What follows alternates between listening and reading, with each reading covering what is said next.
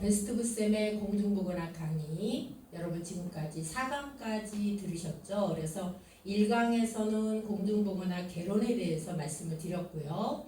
그 다음에 2강에서는 질병관리에 대해서 말씀을 드렸어요. 그 다음에 3강은 인구와 출산, 4강은 모자보건과 학교보건에 대해서 제가 강의를 드렸었는데 드디어 지역사회 보건이 이제 우리가 마지막 마무리 강의가 되겠습니다. 그래서 제가 지역사회 보건 강의를 이렇게 또 마련하다 보니까 굉장히 여기가 가장 중요한 파트예요. 그래서 한 강은 먼저 5강으로 하고 이어서 6강으로 마무리하는 걸로 할 거예요. 그래서 자 먼저 공중보건학 개론의 지역사회란 정의를 먼저 우리가 생각을 해봐야 됩니다.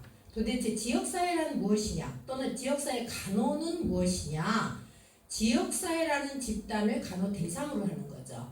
여러분이 지금까지는 주로 임상간호에 대해서 간호하면 병원에서 환자를 치료 간호해주는 그런 파트라고 생각을 하지만 사실은 지역사회라는 집단을 미리 간호를 하면 질병의 예방의 개념을 가질 수가 있는 거죠. 그래서 지역사회라는 집단을 간호 대상으로 해서 첫째로는 간호 제공을 하고요. 둘째로는 보건교육을 실시하는 겁니다. 그래서 최종 목표는 스스로가 건강 문제를 해결할 수 있는 기능 수준을 향상하는 거다. 이것을 이제 짧게 말하면 적정 기능 수준 향상이라고 얘기합니다. 그러니까 중요한 거는 우리가 옛말에도 이런 말이 있어요.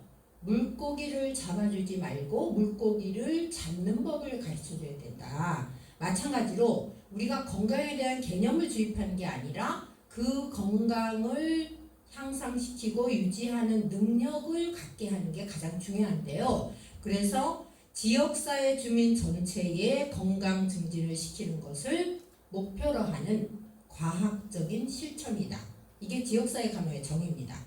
그러면 지역사회 간호사업의 범위는 무엇이냐? 첫 번째는 보건교육이죠. 제가 여러분들한테 1차 예방의 개념에서도 말씀을 드렸어요. 이거는 이제 여러 번 중요하니까 나오는데요. 1차 예방은 자기 자신의 기능을 유지 증진해서 질병에 걸리지 않도록 해주는 거죠. 여기서 가장 먼저 들어가는 게 보건교육입니다. 그래서 그 사람의 잘못된 건강 습관을 변화시켜서 질병에 걸리지 않도록 하는 거. 아주 손쉽게 말하면 우리가 메르스 사태가 났을 때 손 씻기의 중요성, 그 다음에 수인성 감염병이 전파되고 있을 때 끓는 물을 먹어야 되는 거, 그 다음에 손을 자주 씻어서 전파를 막아야 되는 거, 이런 거는 수차례 교육을 받으셨지만 그거 외에도 여러 가지 교육들이 모든 지역사회 보건 파트에 적용이 됩니다. 그 다음 이제 두 번째가 가정방문,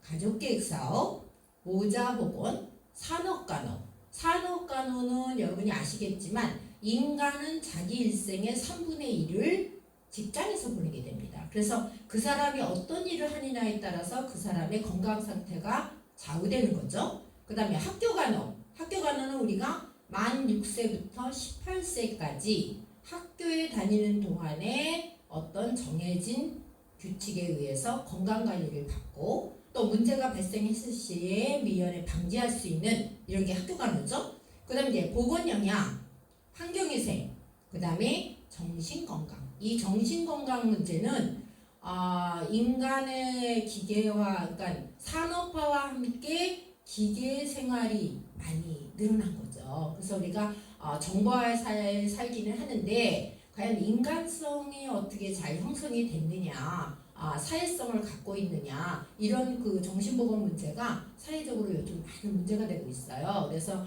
조현병 환자가 어떤 살인이나 이런 문제를 일으킨 것들이 뉴스에 많이 나오는 것처럼 우리가 사춘기 이후의 정신건강을 잘 체크해서 미연에 방지하거나 만약 발생을 했을 때 이것을 치료해주는 방향으로 나갈 수 있는 정신보건 파트의 요 비중이 점점 커지고 있습니다. 그 다음에 이제 만성병 관리가 있죠.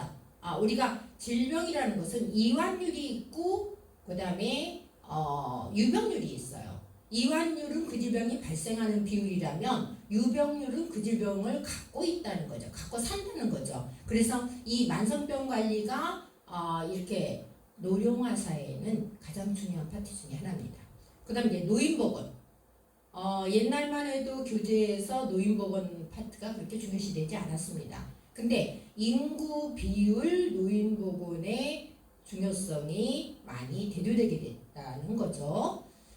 그러면 지역사회 간호사업의 특징을 먼저 알아야 되겠죠. 여기서 가장 중요한 것은 뭐냐면 보건 실태를 파악해야 되는 겁니다. 그래서 그러려면 관할 지역에 관한 모든 정보를 수집해야 되는데 첫 번째 나오는 게 지역사회에 대한 정확한 실태 파악으로 건강 문제를 확인해야 되는 거죠. 이 건강 문제라는 것은 그 인구 구성의 비율이나 아니면 그 인구들의 양상 또는 경제적인 구조 또는 직업별 구조에 의해서 실태 파악에 의해서 필요한 교육과 필요한 지역사회 보건의 문제점들이 달라지게 되어 있는 거죠.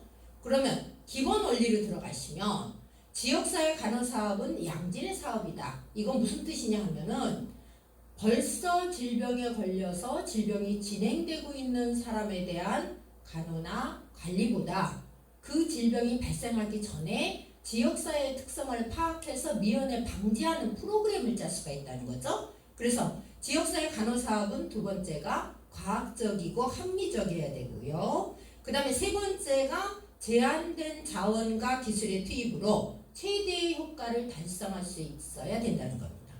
그 다음에 네 번째는 여러분이 꼭 머릿속에 넣어두셔야 되는 게 개인보다는 가족이 사업단이에요.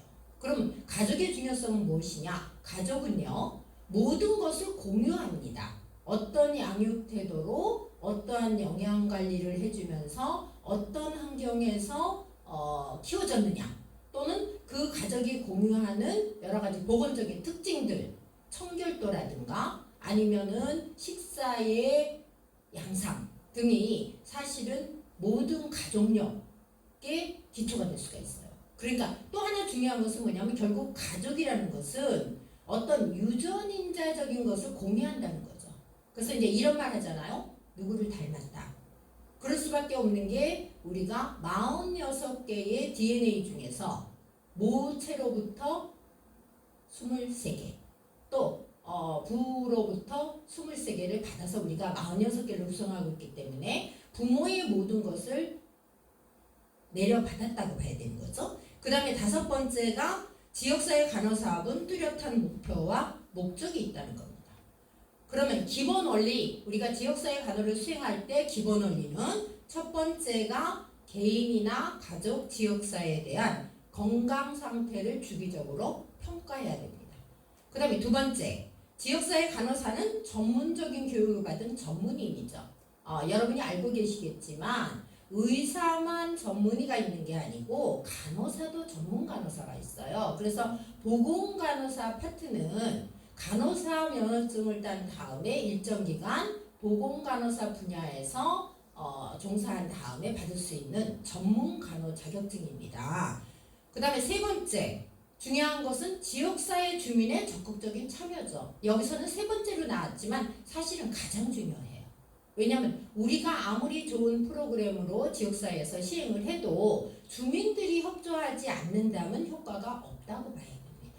그래서 우리가 이제 보통은 아파야지 자기한테 어떤 신체 증상이 나타나야지 적극적으로 이런 보건사업에 참여를 하지만 지역사회 주민의 특징은 뭐냐면 본인이 아프지 않아도 실행을 해야 되는 부분들이 있어요. 그러니까 주민들이 적극적으로 참여하는 게 가장 많은 부분을 차지하죠.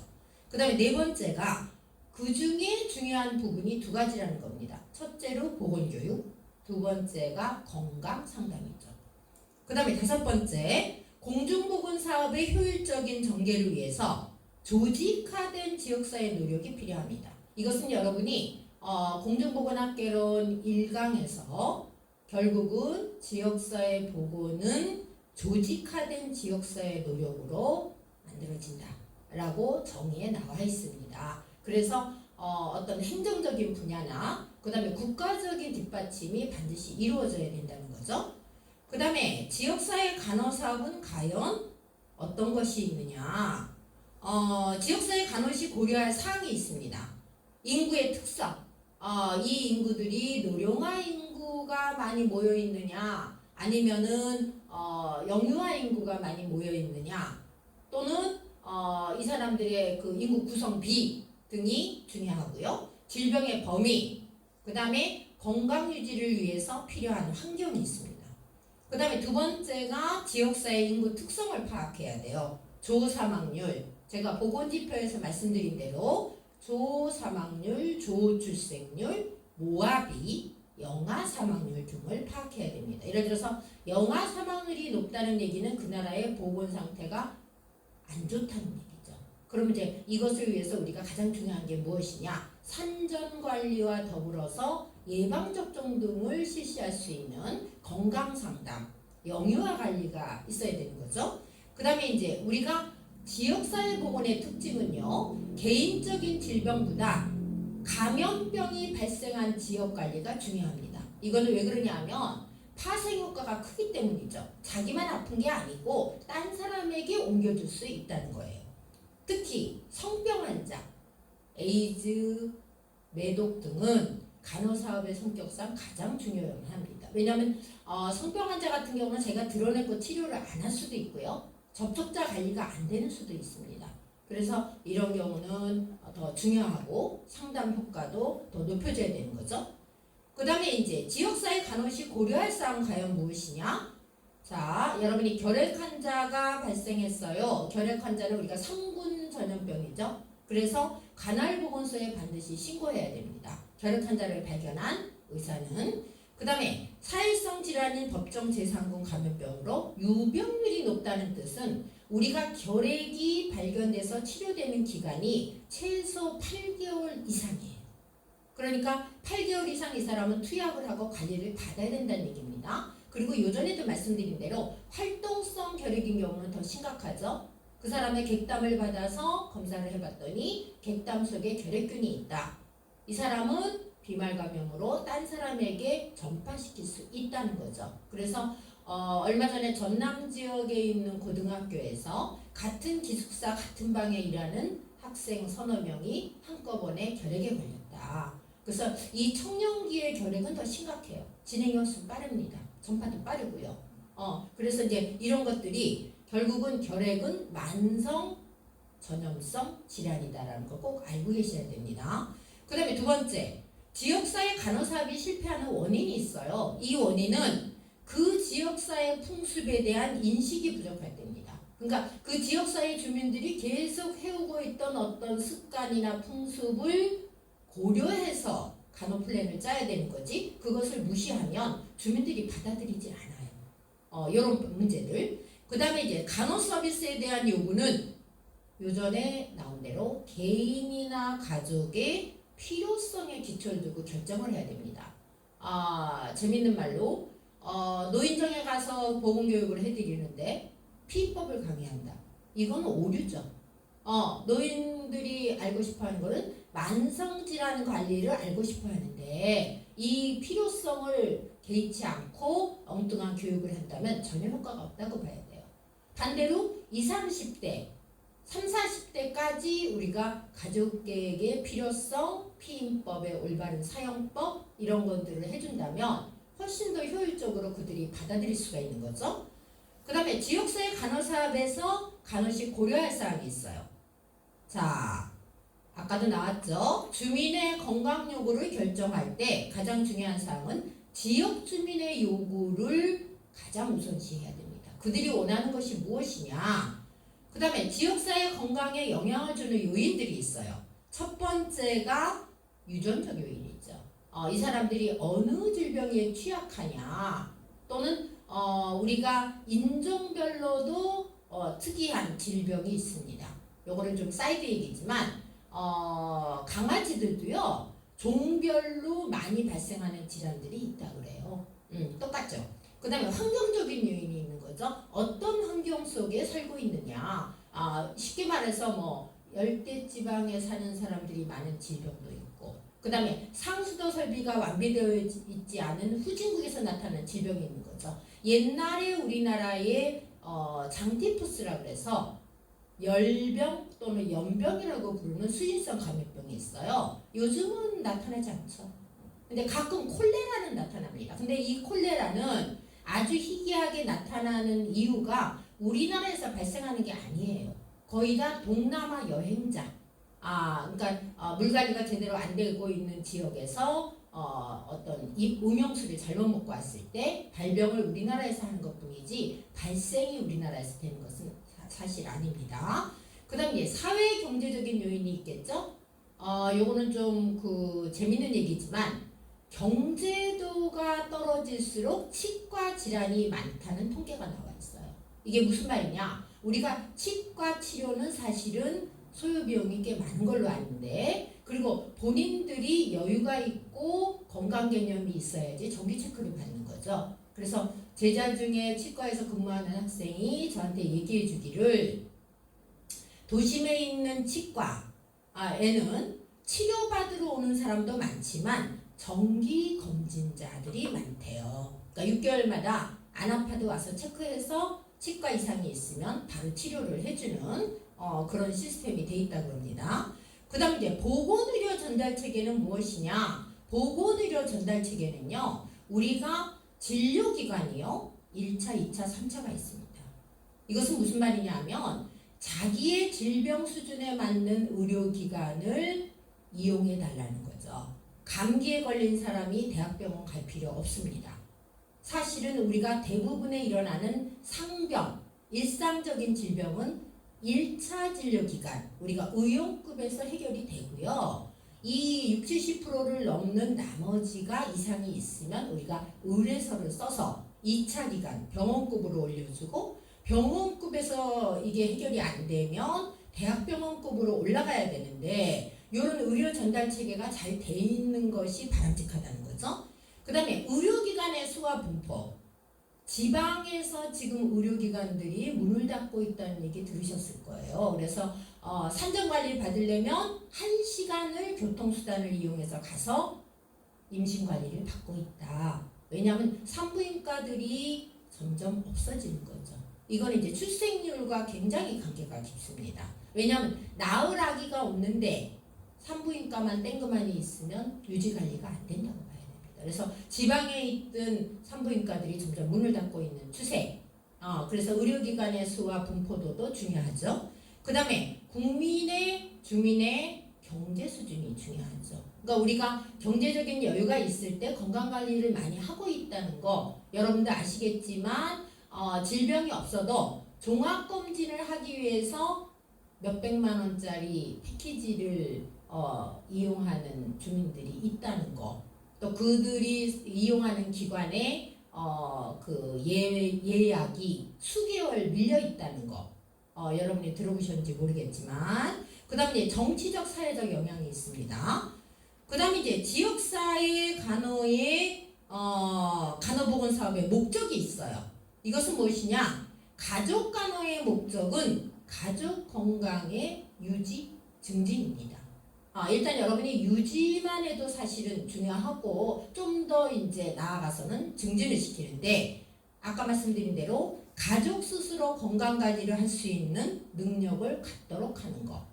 이것이 이제 지역사회 간호의 목적이죠. 그러면 가족 중심 간호가 지역사회 간호로 대두된 이유는 무엇이냐? 첫 번째가 가족의 계속적인 관찰이 용이하기 때문이고요. 그 다음에 가족 생활의 질이 가족 구성원의 건강에 영향을 미칩니다. 그 다음에 세 번째가 가족 구성원의 건강이 가족의 복지에 영향을 미치고요. 그러면 이런 가족 간의 방법은 무엇이 있느냐? 첫 번째가 이제 직접 간호를 실행해주는 직접적인 간호. 그 다음에 두 번째가 건강 상담이 있죠.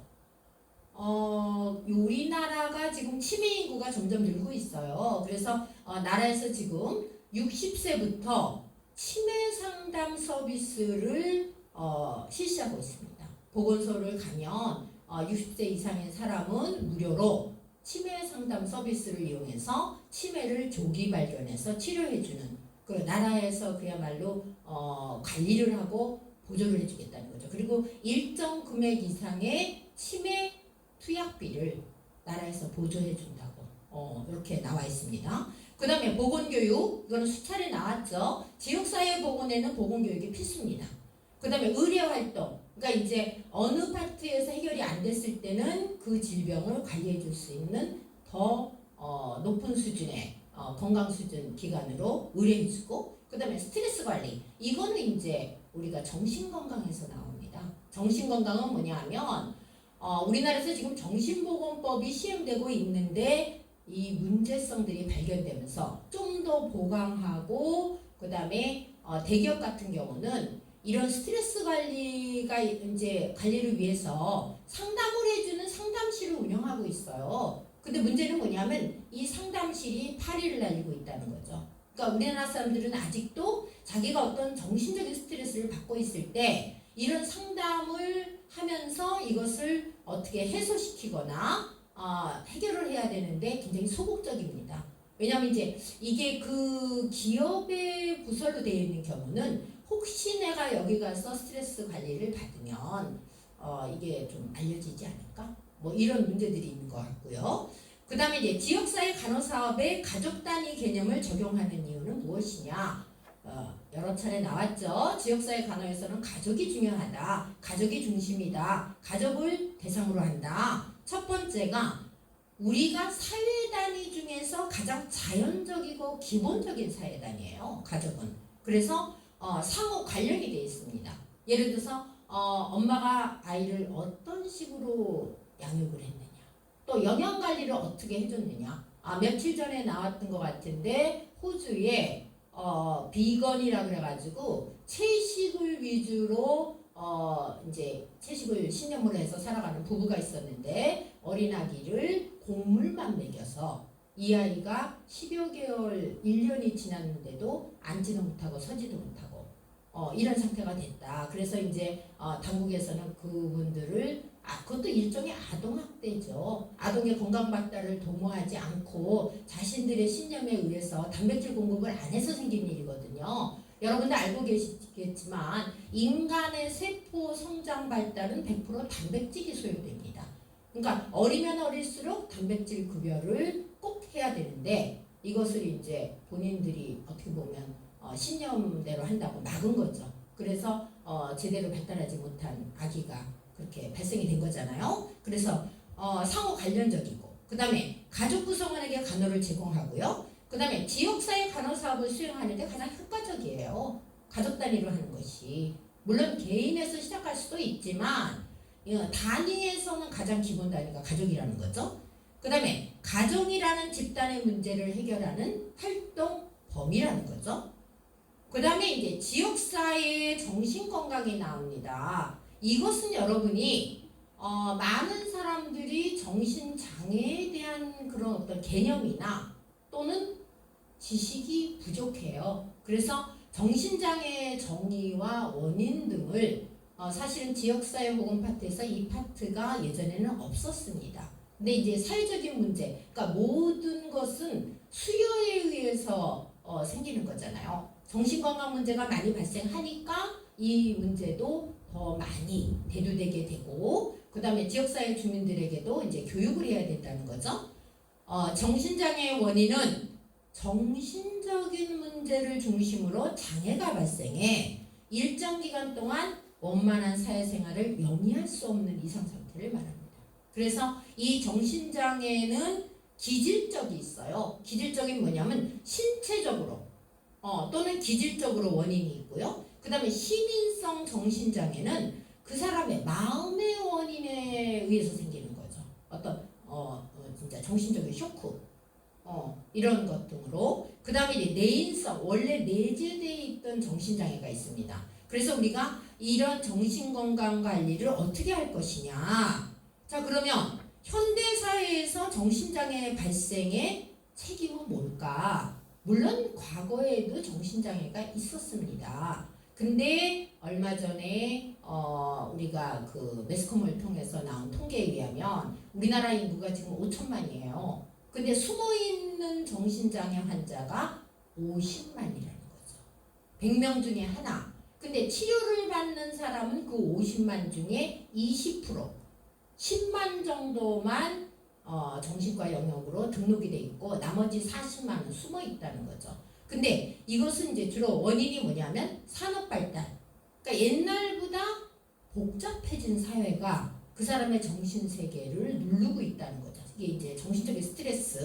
그다음에 기계 문명의 보급은 필수적으로 인간관계를 파탄시킵니다. 무슨 말이냐 하면 기계와 친하다는 것은 좋은 게 아니에요. 절대로. 우리가 커뮤니케이션이라는 것은 상호 커뮤니케이션이 돼야 됩니다. 왕복. 근데 결국 기계와의 친함은 일방적인 커뮤니케이션이에요. 그러면 그 사람은 일단은 사회성이 부족하고 인간관계를 못하게 되는 거죠. 인간관계 부족이죠. 그 다음에 적응에 실패하는 사회적인 원인의 제거와, 그러니까 우리가 산업 발달과 기계 문명의 보급으로 인간관계를 파탄시키고 적응에 실패하는 사회적 원인을 제거해야 돼요. 또는 개선을 해야 된다는 거죠. 그러니까 스마트폰이 우리 일상생활에 이제 빠뜨릴 수가 없지만 스마트폰의 가장 큰 문제는 뭐냐면 대화를 없애게 한다는 겁니다. 젊은이들이 카페에 모여서 각자 스마트폰을 하고 앉아있어요. 커피 한잔 앞에 놓고. 이게 바로 어떻게 보면 인간관계의 파탄이죠. 그럼 각자 집에서 스마트폰 하면 되지 왜 모였을까?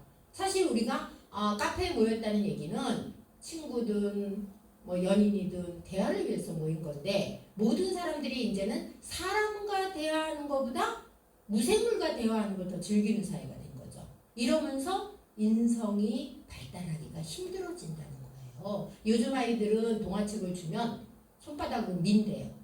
화면인 줄 알고.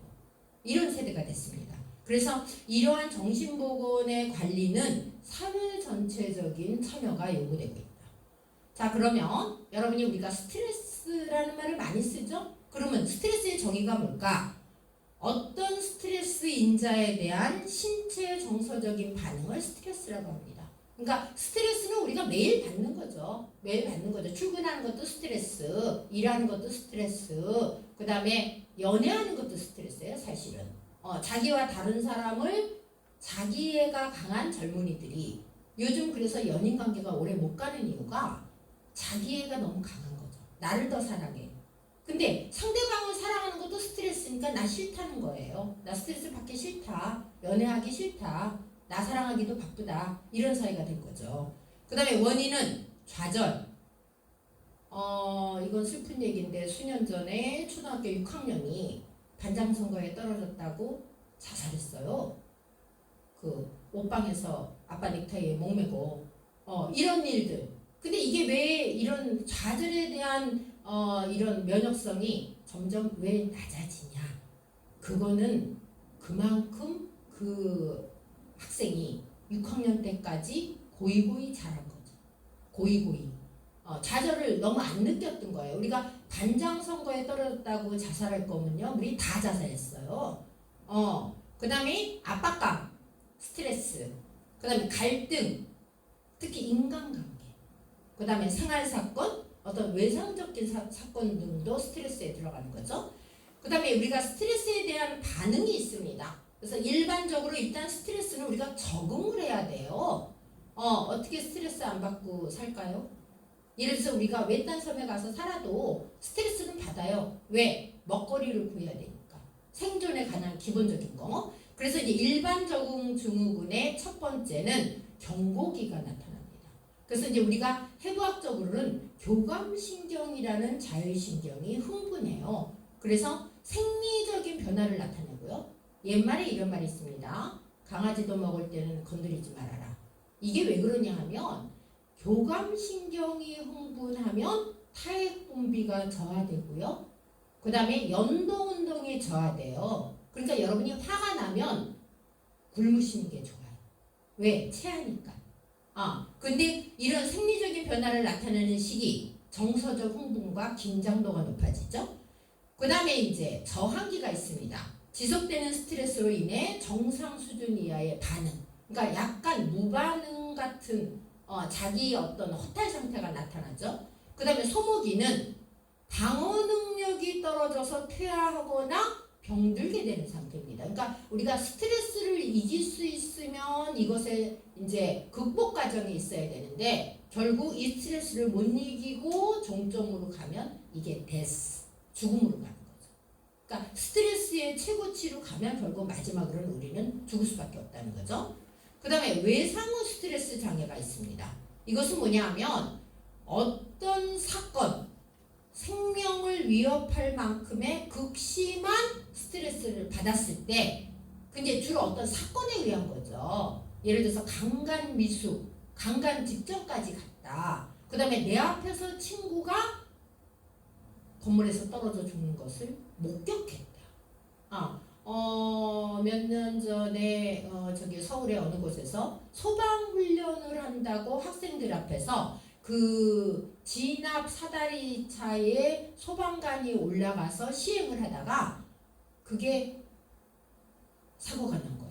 그래서 이 진압 사다리차가 뭔가 제대로 정비를 안 했는지 소방관이 눈앞에서 2명인가가 떨어져서 사망하는 사고를 전교생이 본 거죠. 초등학생들이 모여서 훈련 과정 지켜본다는 게 결국은 누군가 높은 곳에서 떨어져서 사망하는 현장을 목격하고 그럴 때는 어떻게 해줘야 될까요? 그 소방관들도 물론 우리가 잘 저거 해야 되겠지만 그 광경을 본 애들이 평생 그거에 시달린다는 거죠. 여러분 그 얘기 들으셨죠? 큰 교통사고 겪고 나서 운전대 못 잡게 됐다. 3년 동안 운전대 못 잡았다. 차만 보면 가슴이 뛴다. 약간 머리가 하얘진다. 이게 바로 외상후 스트레스 장애의 주요 원인이 됐다는 거죠. 그 다음에 특성은 계속해서 그 당시 충격적인 기억이 떠오르고 그 외상을 떠오르게 하는 활동이나 장소를 피한다. 그러니까 내가 골목길에서 치암에 만나서 어떤 괴로운 일을 당했다. 정말 내가 죽을 것 같다라고 느낀 일이 있었다 하면은 골목길을 못 들어간다는 겁니다. 또 자동차 사고가 너무 심하게 나서 내가 사망 사고를 냈다. 그러면 차 안에 못 들어간다는 겁니다. 이게 바로 외상후 스트레스 장애죠. 그 다음에 이것의 간호는 그럼 어떻게 해줘야 되느냐? 회복기 때에 주관적인 지각, 본인이 느낀 것을 객관적으로 바라볼 수 있도록 잡아줘야 돼요. 그래서 신체적, 심리적 증상에 반응해서 대상자를 이해해주면서 환자의 비논리적인 사고, 그러니까 그게 수시로 일어나는 일반적인 사고가 아니었다는 것을 교정해줘야 되는데 결국은 시간이 필요한 거죠. 그래서 과거의 영향에서 벗어날 수 있음을 인지시켜줍니다. 많은 시간이 필요해요. 이것은 이제 어떻게 보면 망각이 필요한 거죠. 옅어져야 되는 거죠. 현대인의 건강 문제 중에 정신건강 문제 파트에 범불안 장애라고 있습니다. 여기서 범이라는 것은 뭐냐면 넓다는 뜻이에요. 우리가 범세계적인 이런 말 하잖아요. 모든 사람들은 불안감을 가지고 있죠.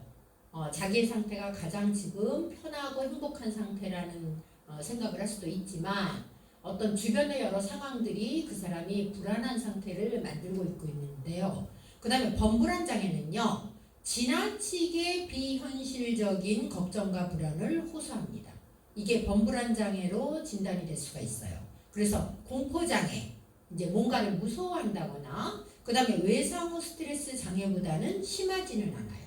그러니까 예를 들어서 뭐 고소공포증이나 폐쇄공포증이나 어떤 일정한 벌레를 극심하게 싫어한다든가 이런 사람들도 있지만 전체적으로 자신의 주변 상황을 불안하게 느끼는 사람들이 있어요. 그래서 일상의 다양한 일들에 관해 재앙을 예상하는 거죠. 그러니까 우리가 미리 걱정하는 사람 주변에 보면 실제로 있고요. 만약 이게 잘못되면 어떡하지? 우리 아이가 다치면 어떡하지? 그러니까 교통사고가 날 수도 있지만 미리 날 것을 예상하고 항상 평소에 불안하는 사람들이 있어요. 그 다음에 증상은 이제 피로감입니다. 이것은 신체적인 피로가 아니라 정신적으로 항상 머릿속에 불안함을 갖고 있으니까 두통을 얘기해요. 그래서 우리가 이 두통은요. 우리가 보통 환자에게 나타나는 징후를 두 가지로 분류합니다. 주관적 징후와 객관적 징후가 있어요. 주관적 징후는 그 사람만이 느끼는 거죠. 그 중에 대표가 두통입니다. 두통, 머리가 아픈 거, 복통, 배가 아픈 거, 그 다음에 온몸이 찌릿찌릿하다는 등, 근육이 땡긴다는 등. 그러니까 우리가 본인만이 느끼는 징후를 주관적 징후라고 그러고, 객관적인 징후는 누가 어떤 특정 치료했을 때 다 같이 공감할 수 있는 징후죠. 예를 들면 바이탈 사인 중에 맥박이 올라간다든가, 호흡수가 올라간다든가, 체온이 올라간다든가, 또는 얼굴이 빨갛게 변해서 홍조를 띠고 있다든가, 아니면 발진이 있어서 누가 봐도 보이는 두드러기나 발진이 생긴 거는 객관적 징후에 들어갑니다. 그래서 이제 이 사람이 호소하는 피로는 어떻게 보면 몸은 필요하다고 얘기하지만 정신적인 것이 원인인 거죠. 피로, 두통. 그 다음에 이제 메시꺼움, 우리가 오심이라고 부르고요. 그 다음에 근육 긴장이라는 얘기는 근육이 뻣뻣해지는 거예요. 경직되는 거. 그 다음에 근육 통증, 호흡곤란, 집중을 못하는 거죠. 불안한 마음에. 그 다음에 떨림, 경련, 과민함이죠. 작은 일에도 굉장히 센시티브하게 반응하는 거죠. 그 다음에 동요, 집중을 못하고, 발한, 땀이 많이 난다든가. 그 다음에 설사 같은 경우는 우리가 마음속의 원인으로 설사가 날 수도 있어요. 왜 그러냐면 우리가 과민성 대장 증후군이라고 해서 우리가 대장의 중요한 작용 중에 하나가 마지막 소화가 된 나머지 잔여물을 대장을 통과하는 동안 수분을 흡수해서 견고하게 만드는 건데, 갑자기 대장의 반응이 빨라져요. 그러면 수분이 흡수되기 전에 외부로 배출되기 때문에 머터리한 대변을 보는 거죠. 근데 이제 과민성 대장 증후군을 가진 사람은 신경을 쓰면 설사를 하는 거죠. 화장실을 자주 가는 겁니다. 그 다음 불면증, 가장 대표적인 징후 중에 하나예요. 그러니까 불안이 떨면서 깊은 잠을 못 자는 겁니다. 그리고 얼굴 홍조 등이 있습니다. 자, 그러면 우리가 정신과적인 문제가 있는 사람에게 재활 프로그램을 시행하고 있는데, 어떤 종류의 재활 프로그램이 있느냐? 첫 번째가 중간시설이라는 게 있어요. 이거는 이제 하프웨이 하우스 디즈라고 그래가지고 병원에서 퇴원해서 가정으로 가기 전에, 보통 우리가 여기서 말하는 병원은 폐쇄병동을 말합니다. 우리가 그 서울의 삼성병원에서 의사를 그 조현병 환자가 살해한 경우가 있었죠. 저기 진료받다 말고 가지고 있는 그 기구로 이제 그때 자상을 심하게 입어서 의사가 복도에서 사망하는 일이 있었습니다.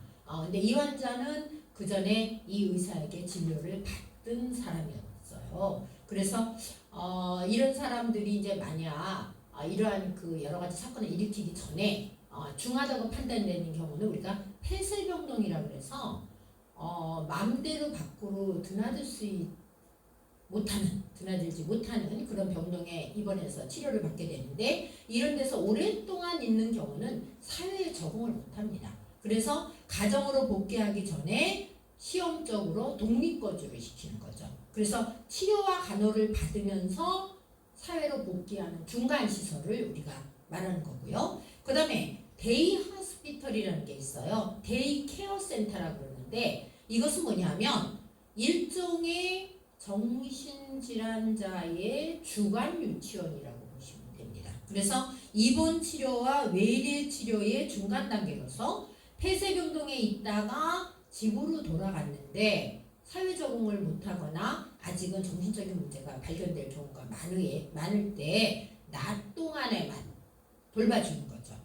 그 다음 이거를 이제 낮병원이라고 그러고요. 그 다음 밤병원은 뭐냐 하면 낮에는 학교나 직장 생활을 하고 치료와 숙식을 제공받는 일종의 부분 입원을 하는 것을 우리가 밤병원이라고 그러고요.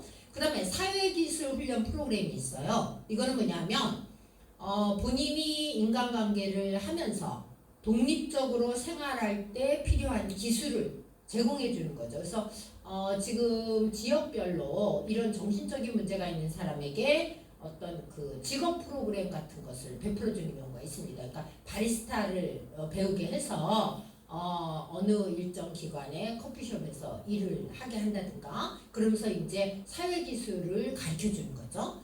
자, 그러면 정신적인 문제를 가진 사람의 재활 프로그램은 무엇이 있느냐? 이제 케이스 스타디, 어떤 일정한 경우를 보면 사회적 기능 수행에 어려움을 겪는 사람을 대상으로 기능 향상과 복지를 위해 그들 요구에 따라 사회보호 서비스를 제공하는 거예요. 그러니까 쉽게 말해서 체계적이고 포괄적이고 지속적으로 전달하는 데 목적을 두는 거죠. 그래서 문제 해결 프로그램 중에 하나가 사례관리입니다. 그러니까 하나하나 별도의 사람들에게 어떻게 보면 관리를 꾸준히 시켜주고 그 다음에 뒤에 팔로우 케어, 추후 간호를 해주는 거라고 볼 수 있습니다.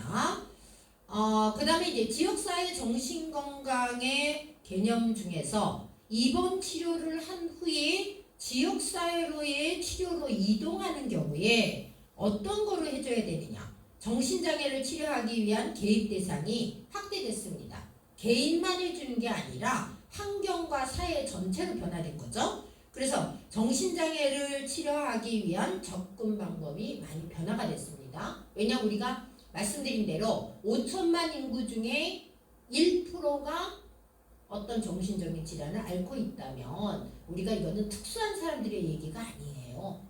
굉장히 어떻게 보면 우리의 일상 속에 조현병 환자나 정신적인 문제가 있는 사람을 함께하는 프로그램을 만들어야 되거든요. 그래서 정신장애인을 위한 치료를 제공하는 전문인의 범주가 확장됐습니다. 우리가 보통 생각하면 정신과 의사만 하고 있다? 이렇게 생각하지만 그것이 아니고 정신과 전문의, 임상사회복지사, 간호사, 임상심리사 등으로 우리가 주변에 보면 지역사회의 정신건강 문제를 갖고 있는 아이를 사춘기 때부터 또는 더 어린 나이에 심리검사 등을 해서 문제가 발생된 아이들을 이제 사회적으로 우리가 치료하는 프로그램들이 주변을 보시면 많습니다.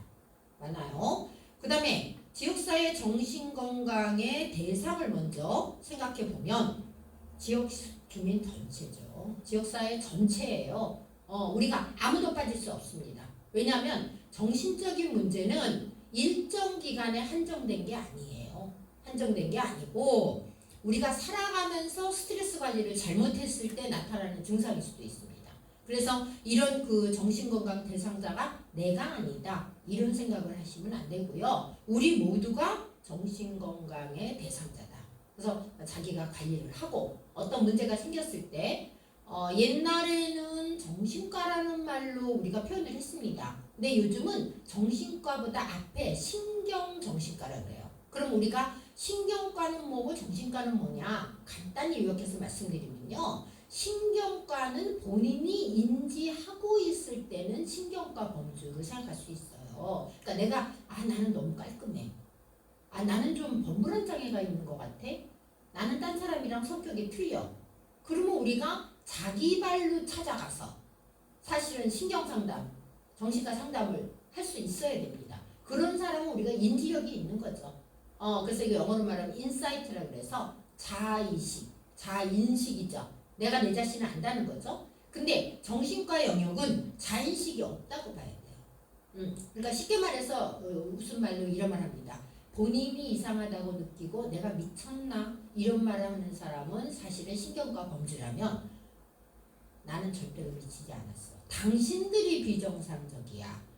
이번에 진주 살해 사건에서도 그 살해를 일으킨 조현병 환자가 동네 주민이 자기를 괴롭혔다라고 얘기를 하고 전혀 죄의식이 없는 것. 이걸 우리가 인사이트가 없다고 합니다. 본인 자신의 잘못이 없다고 생각하고 인지를 못하는 거죠. 내가 이상하다는 거를. 그러니까 항상 우리가 어떤 일이 생겼을 때 내 자신이 인지하고 있느냐가 굉장히 중요해요. 그래서 정신질환자와의 관계에서 치료적인 의사소통이 중요한 이유가 있습니다. 첫 번째가 정신질환자들은 언어로 의사소통을 하는 경우보다 비언어적으로 행동으로 의사소통을 하는 게 있어요. 그래서 이럴 때 비언어적인 의사소통이 많아지고 그 다음에 자기 표현력이 약화됩니다. 그러니까 질서정연하게 자기 의사를 표명하지 못할 때 우리가 이것을 인지해야 되고요. 그 다음에 두 번째는 환자들은 느낌을 말 대신 행동으로 표현합니다. 왜냐하면 그만큼 언어적인 표현 수단을 잘 이용하지 못한다는 거고요. 그 다음에 환자의 이야기를 비판 없이 들어준 경험 부족. 이게 무슨 말이냐 하면 주변에서 이 사람의 말을 모두 동의하지 못했었기 때문에 그것에 대한 어떤 부족함이 있다는 거죠. 그 다음에 자기 생각에 몰입하는 거죠. 쉽게 말하면 여러분이 자폐증의 뜻이 뭔지 아시죠? 자기 안에 가둬져 있다는 거죠. 그러니까 자폐증 환자의 특징은 뭐냐면 신체적 발달이 늦은 게 아니라 누군가를 자기 세계에 포용해서 대화할 수 있는 능력, 받아들일 수 있는 능력이 없는 거예요. 그 다음에 이제 마지막으로 대인관계를 증진시켜서 환자 개인의 성장과 발달을 도모해야 되는데 이런 단계까지 이끌어주는 게 사실은 중요한 거죠. 그 다음에 지역사회 정신건강 증진 사업을 정의해 볼까요? 지역사회 정신건강 증진 사업은요, 우리나라에서 정신보건법에 나와 있는 정신건강 증진 및 정신질환자 복지 서비스 지원에 관한 법률에 이 이념을 달성하기 위해서 수행되는 모든 사업을 우리가 정신건강 증진 사업이죠.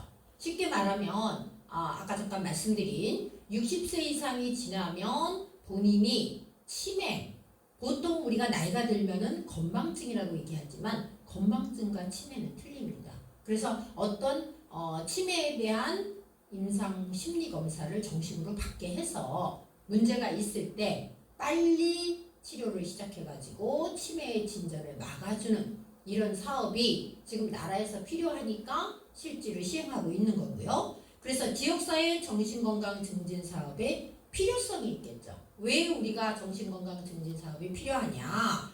첫 번째가 뭐냐면 정신질환에 대한 경제적 부담이 증가하고 있어요. 쉽게 말해서 정신질환에 일단 걸리면 사회생활이 힘들죠. 경제도가 낮아지죠. 그 다음에 주변 사람들의 어려움도 함께 올라가는 거죠. 그 다음에 두 번째, 질병 예방과 건강 증진이 필요합니다. 그러니까 평소에 우리가 스트레스 관리하자, 스트레스 받는다는 얘기만 하지 말고 이 스트레스를 관리해야 되는 거죠. 그 다음에 세 번째가 태어난 후에도 영원히 정신과 병동에 있는 게 아니라 사회복귀를 할 수 있도록 도와줘야 된다는 거예요. 그러니까 우리가 조현병이면 사실은 옛날에 조현병을 정신분열증이라고 불렀거든요.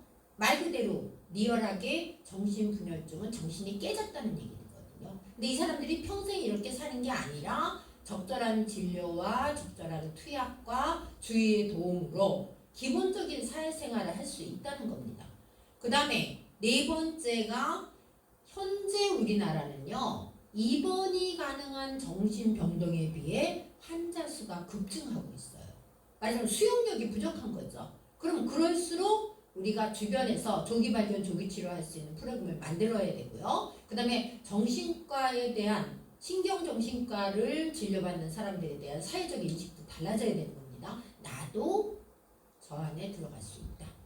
그 다음에 다섯 번째가 과도한 스트레스로 정신질환 유병률이 증가하고 있습니다. 그러니까 점점 정신질환자가 늘어날 수밖에 없다는 거죠. 사회적으로 복잡해지고 그 다음에 스트레스가 많아지고 이러면서 사람들이 스트레스가 점점 함께 올라가면서 정신질환이 발생률도 높아지는 거죠. 그 다음에 이제 지역사회 정신건강 증진 사업의 최종 목적이 있어요. 첫 번째가 우리나라가 OECD 국가 중에서 자살률이 제일 높다는 거 알고 계신지 모르겠네요. 이건 결국 자살률이 높다는 것은 정신적인 문제가 많다는 얘기죠. 정신적인 문제를 이겨내지 못했다는 얘기죠. 그래서 자살 위험이 없는 안전사회를 구현하는 것. 그 다음에 두 번째, 중증 정신질환자의 사회통합을 촉진하고 삶의 질을 향상시키는 거죠. 그래서 우리나라 정신건강에 대한 여러 가지가 많이 보완이 돼야 된다. 지금 꾸준히 보완하고 있고요. 그 다음에 세 번째가 정신질환에 조기 개입한다는 게 무슨 얘기냐면요. 그 학교 보건에서 정신건강에 대한 교육도 하고요.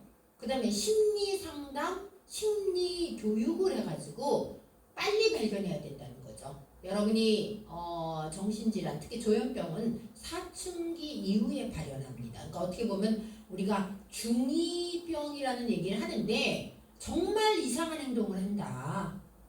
사이코패스다 쟤는 어떻게 그 동료 아이를 여러분 그 얼마 전에 그 사고 났잖아요. 백고라 소년을 발견했는데 알고 보니까 가출 소년이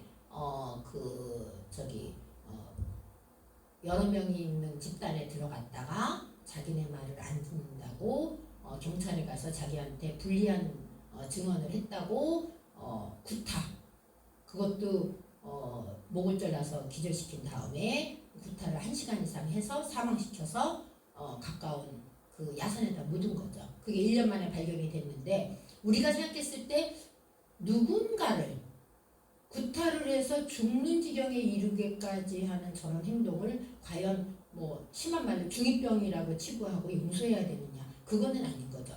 초기 정신질환의 시작이라고 봐야 됩니다. 왜냐하면 사이코패스의 뜻은 뭐냐면요, 정신병 영역에 있는 거죠. 그 다음에 인격장애는 사람 같지 않은 행동을 하는 장애자죠. 그런 사람을 조기 발견해서 치료하고 정신질환을 빨리 발견해서 어떤 그 시설에서의 갱생의 길을 간다든가, 그 다음에 꾸준한 상담을 해서 치유해 준다든가 이런 게 필요한 거죠. 그 다음에 네 번째가 국민의 인식이 개선돼야 된다는 겁니다. 나는 정신과랑 상관없어. 아닙니다. 사회적인 스트레스로 인해서 30대에도 조현병이 발현할 수 있다고 나와 있어요. 그러니까 나라고 예외는 아니라는 거죠. 스트레스 관리를 잘못하면. 그 다음에 정신건강은 우리가 예방도 중요합니다. 가장 중요하죠. 1차 예방은 뭐냐 하면 인구 집단에게 질환이 발생하기 전에 유해한 상황을 없애야 돼요. 그래서 새로운 정신장애 발생을 감소해야 됩니다. 그러니까 과중한 스트레스, 과중한 업무 등을 적절한 대학에서도 안식년이라고 그래서 7년에 한 번씩 1년을 쉬게 하면서 그 사람을 새로 어떻게 보면 리프레시할 수 있는 과정을 주는 것처럼, 어떻게 보면 과중한 업무에 시달리는 사람들에게도 어떤 중간에 휴식기를 주는 이런 걸 한다든가, 이것도 좋은 것일 수 있습니다. 근데 이제 바쁜 요즘 현대 시대에 마치 자기가 이런 휴식을 갖게 되면 탈락하는 거 아닌가, 이런 인식도 사실은 개선돼야 돼요. 주 5일 근무제가 되면서 5일은 열심히 일하고 이틀은 열심히 쉬고 이런 거. 그래서 우리가 이런 인구 집단에게 유해한 상황을 없애주고 새로운 정신장애 발생을 감소시킬 수 있어야 되는데, 예를 들면 직장인 스트레스 대처 프로그램, 그 다음에 지역 주민에게 정신질환의 원인 및 치료에 대한 교육을 실시해야 됩니다. 그러니까 정신질환이 있고 내 자식이, 내 주변이 정신질환이 의심될 때 그것에 흔쾌히 동의해서 다시 사회로 돌아오는 프로그램을 같이 도와줄 수 있는 게 돼야 되는데, 연배가 있으신 분들은 자기 자식이 어떤 문제가 있다는 것을 인정 안 하죠. 그러니까 친족이 동의해야 강제 입원을 시킬 수가 있는데, 나이 드신 분들이 내 자식이 그럴 리가 없다, 내 자식은 그냥 성격이 별날 뿐이다, 이런 말씀들을 하시면서 동의를 안 하신다 그래요. 그 다음에 이제 정신건강의 2차 예방, 1차 예방 프로그램에도 불구하고 발생한 정신장애의 기간을 감소시켜야 됩니다. 그래서 우울증의 조기검진 사업을 실시해야 돼요. 우울증의 종점은 거의 자살이거든요. 그게 성공했으면 죽는 거고 성공 못하면 다시 살아나는 거지만, 저는 주변에 그런 얘기 많이 합니다. 우울한 사람이 있으면 일단 신경과 가서 약물 투여를 받아라. 약물 투여를 받으면 우울증 개선이 됩니다. 아주 효과적이에요. 그 다음에 정신과적 응급진료 또는 응급상담 서비스 등을 받아보는 거죠. 그 다음에 3차 예방은 뭐냐 하면 정신장애 결과로 생긴 자녀 결함의 발생률을 감소하는 거죠. 그래서 사회복귀 훈련을 시켜야 되죠. 왜냐하면 정신과 질환에 걸렸었다 그래서 그 사람이 사회적으로 전혀 할 일이 없어진다? 아닙니다. 단순 운동이지만 간단한 누구 케어하는 프로그램을 가르쳐준다든가, 그 다음에 아까 말씀드린 바리스타 교육을 해서 커피 점에서 일하게 한다든가, 그 다음에 이제 재활훈련을 꾸준히 실시하고요. 그 다음에 퇴원을 했어도 추후간호를 해야 돼요. 이 사람이 우울증으로 입원했다가 폐쇄병동에 있다가 퇴원을 했는데 그 뒤로도 약물 투여를 잘 하고 있는지를 우리가 관리해 줘야 됩니다. 지금까지 여러분이 이제 1강 때 공정보건학 개론, 2강 때 질병관리, 3강 때 인과출산, 4강 때 모자보건과 학교보건이었고요. 그 다음에 이제 5강에 지역사회 간호, 지역사회 보건이 들어가서 요거를 1파트에서는 이제 지역사회 정신건강까지 말씀을 드렸고요. 그 다음에 6강에서는 지역사회 간호, 지역사회 보건 중에서 가장 많은 중요한 부분이죠. 그래서 지역사회 보건은 6강에서 여러분이랑 다시 한번 뵙기로 하겠습니다. 수고하셨어요.